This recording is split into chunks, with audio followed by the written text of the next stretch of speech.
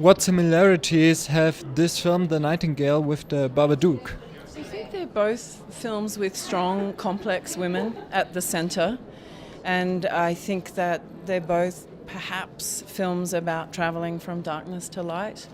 And I think, the more light we can shine on the darkness, the further we can get as human beings. So I see them both as very positive films. Bloody dangerous riding with that. Blow your head off. You need to move. And would you classify The Nightingale as a horror film or more as a thriller? I don't think it's thrilling. I think it is horrific in parts. I think it's a very confronting film. And I endeavoured to make a very true film, true to our country's history.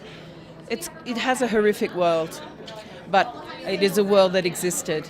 And in some parts of our modern world still exists. Move, boy!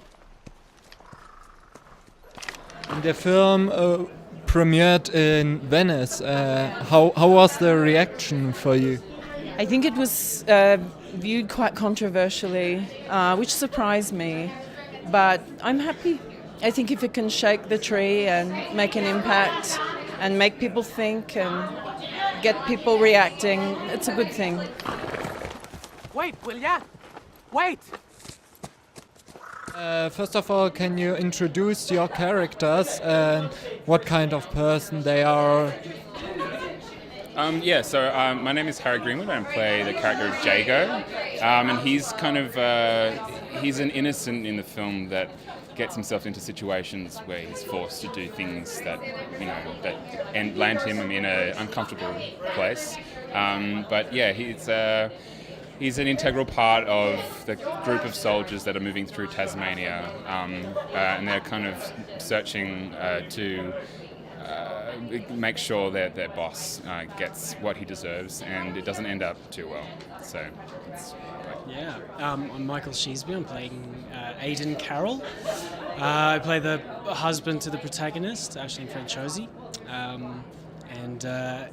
I guess through the tragedy of what happens with my character, and I don't want to say too much. Yeah, it's hard to say too much without ruining it. Yeah. I mean, it's horrific what some of the characters endure, but all of what happened is very accurate as to what happened in Tasmania in earlier colonial times in Australia. The relationships that develop within it, honestly, it's honestly closer to a love story than a horror film. Man, a really. friendship, Yeah. like a very close friendship between two people.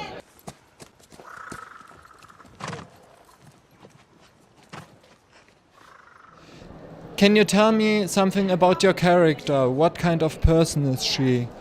She's incredibly resilient, even from the beginning. A few people who've seen it have said to me, she goes from being this timid, quiet character to then this really strong, vengeful woman. But actually, I think she's very strong from the beginning. She has to endure so much for a dream of a future, for her family.